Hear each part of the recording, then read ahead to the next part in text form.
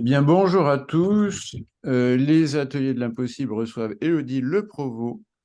Et la question que nous nous posons, c'est comment rendre séduisant un métier qui paraît peu attractif? Bonjour Christophe, bonjour Élodie. Merci Élodie de partager avec les interpreneurs votre expérience de travailler en collectif pour faire face à la pénurie RH, thème du moment. Élodie, merci de vous présenter et racontez-nous à quel problème vous faites face. Alors moi, je suis donc Élodie Le Provost, je suis la déléguée générale de Bretagne Supply Chain, qui est un réseau d'entreprises dont l'ambition est de fédérer les énergies pour façonner la supply chain de demain en Bretagne. Comment on fait? Eh ben, on a un premier pilier qui est le réseau d'entreprises. On fédère à peu près, enfin, on fédère 163 entreprises de toute taille, de tout secteur d'activité et ce qui est important, de tous les maillons de la chaîne logistique, c'est-à-dire des industriels, des prestataires logistiques, des distributeurs, mais aussi des institutionnels et des organismes de formation. Et vous allez le voir pour notre sujet, c'est important. Et le deuxième pied de Bretagne Supply Chain, ce sont les projets collaboratifs, donc où on fait travailler les gens ensemble avec des partenaires, parfois même des partenaires publics, sur des sujets de décarbonation, de logistique urbaine, de conditions de travail, de sobriété énergétique et aussi, depuis 2019, d'attractivité des métiers.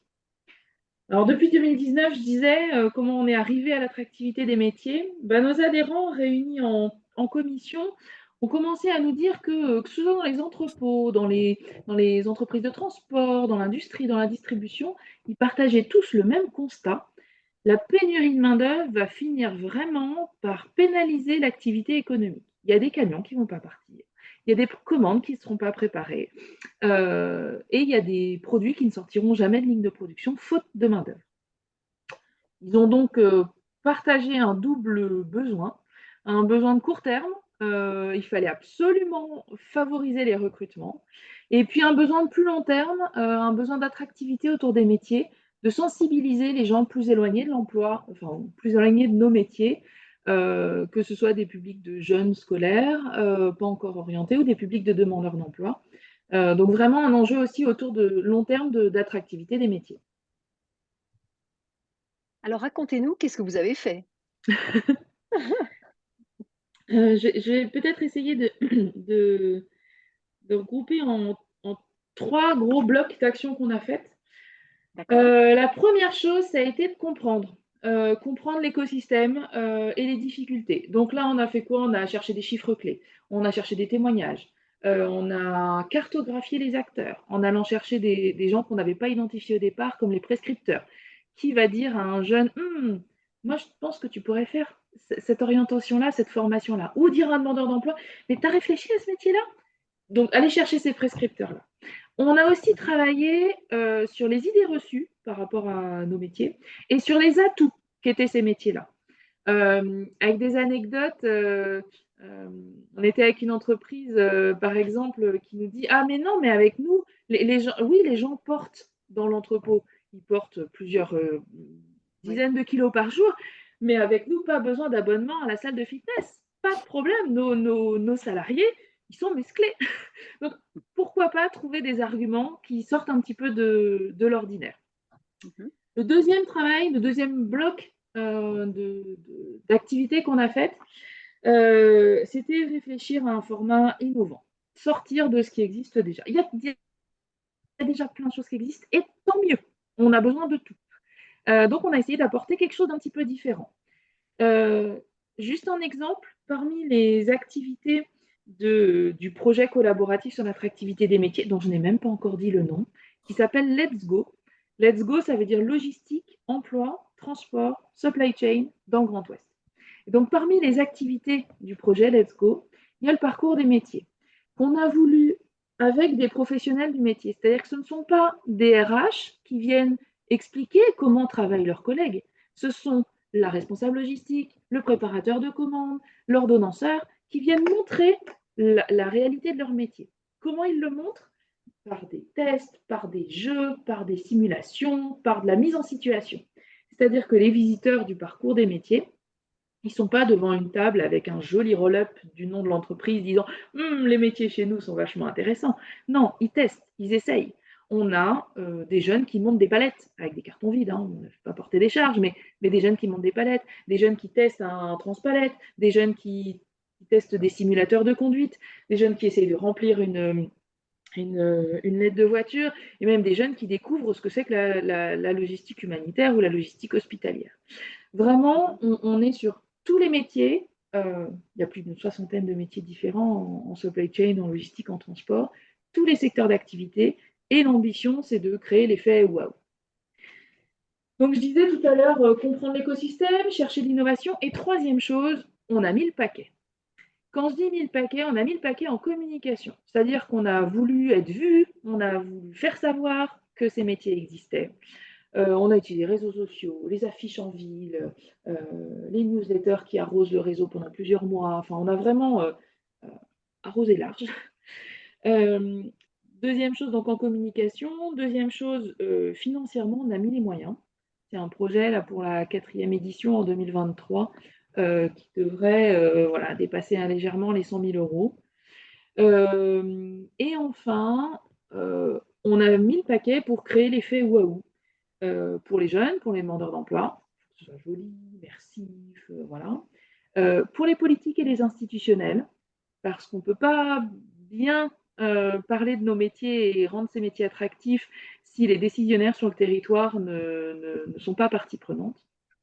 Et enfin, nos adhérents bénévoles, parce que ce sont eux qui vont donner du temps, qui vont aller toute la journée s'occuper des jeunes qui portent des cartons et toute la journée donner du temps qui n'a qu'une valeur ajoutée vraiment lointaine ou en tout cas pas directe.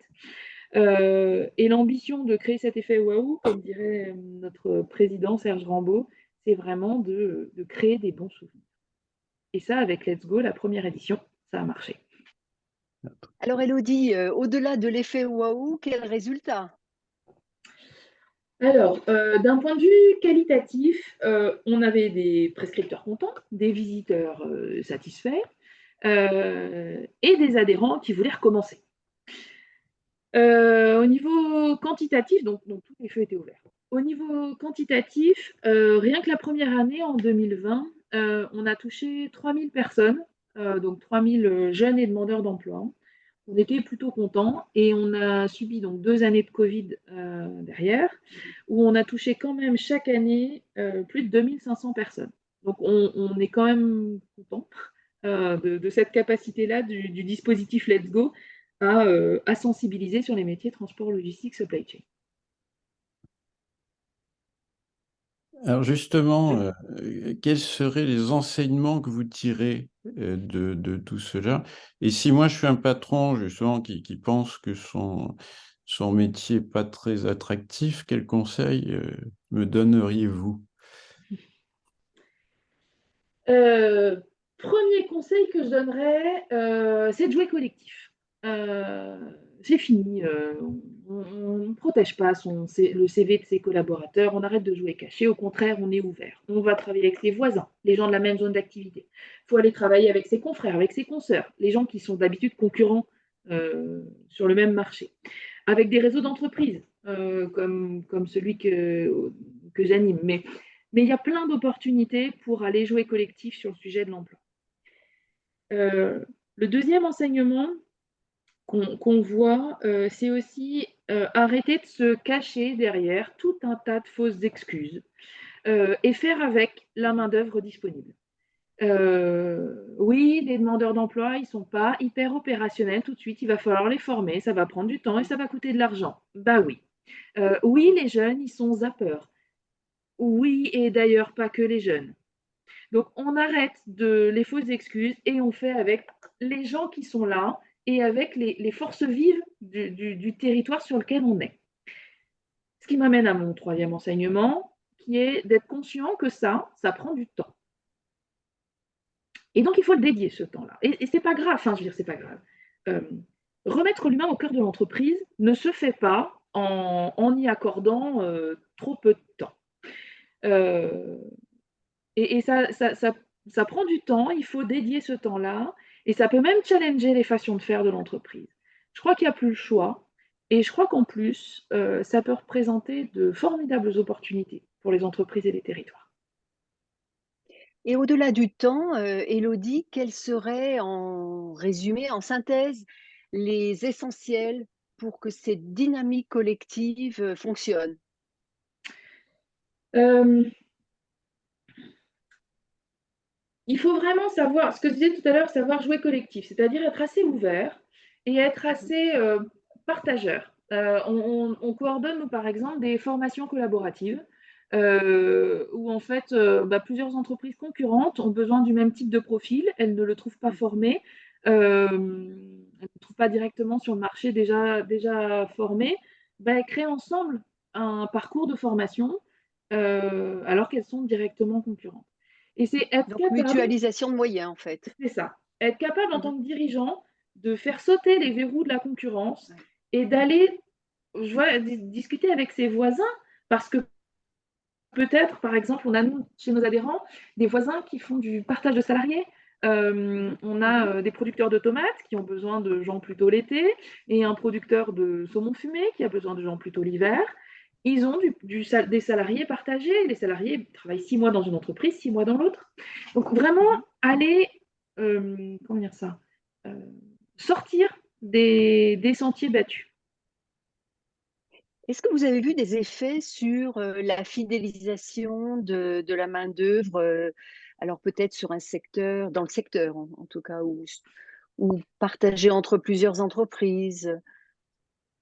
En fait, on a de la chance en logistique parce on a des métiers, quand on les connaît, très attractifs. C'est-à-dire que quand on fait de la logistique, on n'est pas forcément assis derrière un bureau avec des tableaux Excel, tout ça. On peut être en mouvement, on peut avoir des journées qui ne se ressemblent pas, ça c'est peu importe, même si on est derrière des tableaux Excel, les journées ne se ressemblent jamais.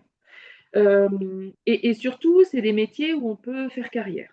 On peut Mmh. démarrer jeune à n'importe quel endroit de la hiérarchie et puis grimper. C'est encore possible en logistique, en supply chain et en transport. Et pour ceux qui sont derrière leur tableau Excel, c'est une super opportunité aussi, une super attractivité parce que euh, la crise Covid le montre, là, les problèmes d'approvisionnement le montrent aussi. La supply chain est un levier stratégique extrêmement puissant dans les entreprises pour mettre en place des stratégies RSE. Et donc forcément, Mmh. moi j'ai l'habitude de dire ça, que la supply chain, c'est non seulement des métiers d'avenir, mais c'est aussi un métier euh, où on est à la manette de la stratégie RSE de l'entreprise. Donc vraiment, si on veut changer le monde, il n'y a qu'à venir en supply chain. Bien, Rien à ajouter. tout à fait. Merci beaucoup, Élodie, Je pour vous en cette prie. intervention extrêmement intéressante. Au revoir. Au revoir.